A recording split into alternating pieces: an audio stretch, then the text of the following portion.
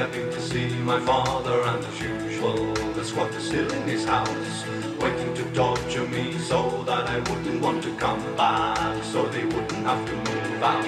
When my father went for his afternoon nap, Bernie Cutter would creep up behind my back. Creepy cutter, creepy cutter, pulling my hair out with a pair of pliers. Creepy cutter, I was just a little boy, and creepy cutter was fresh out of jail.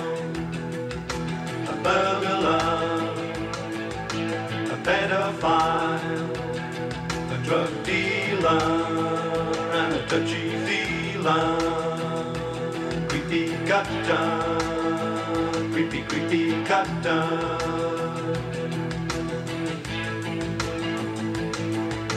He got my father's half-brother's daughter pregnant.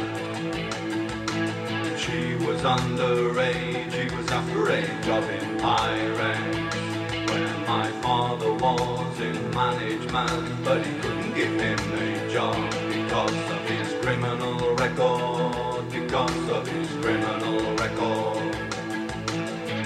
Creepy cutter, na na na na na na na na na na.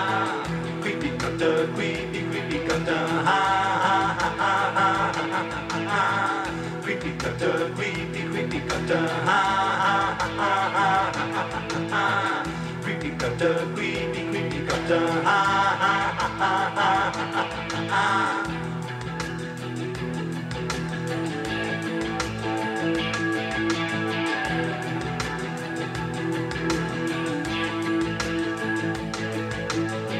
Of Mrs. Morrison's murder, I was told to run for the bus, but the bus I was told to run for was deliberately wrong.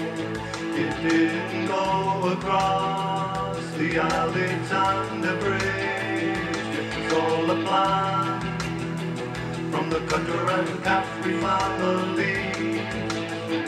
They were after my insurance policy, they were after my father's house, his stocks and shares and bank and building society accounts. So I got off the bus and started to walk, then I noticed a car full of men watching me passing them. Halfway across the bridge I noticed two men approaching. It was Duffy and Milligan. Milligan shouted, "You'll not get away this time," and laughed. Turned and climbed through the stanchions to the roadside. It was Sunday as usual. There were no cars about.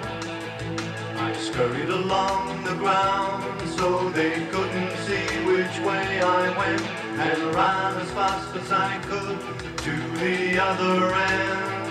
In front of the first car that appeared, it was Mrs. Morrison.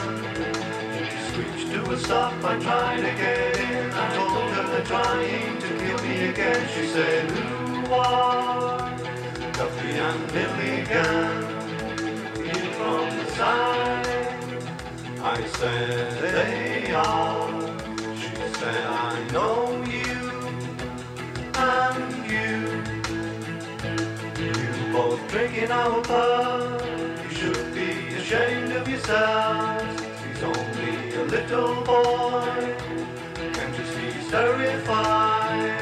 He's only a child." Milligan shouted at the top of his voice like a demon, "It's paid for." Mrs. Morrison said, "Take me instead." She was so disgusted. She knew we were both as good as dead, and told to run instead. And don't look back and don't forget what I've done for you. And the Southwick Queen, they're still chasing after me. I live in the long grass in the clump of old ground behind the old shops now pulled down. When they passed in the car that I saw when I got off the bus, they were with the rest of the gang. Stoddard, Benally, Graham and Ratty and the rest of the gang all crammed in like sardines in a tin can in one car. You know who you all are, you cowards, you murderers of Mrs. Morrison. I ran straight to Southwick Green police station.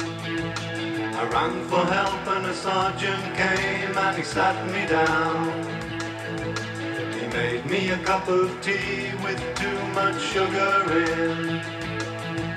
I told him what had happened and he laughed. He said, I'll give you a lift home, and he told my aunt and uncle I'd better not report them, for they'll only try to murder him again. They're all cowards, they're only after money, even with the murder of Mrs. Morrison. The papers said it was suicide. What are the papers trying to hide? The papers said it was suicide. What are the papers trying to hide? A cover up by the police for some Freemasons' families. That's what's going on.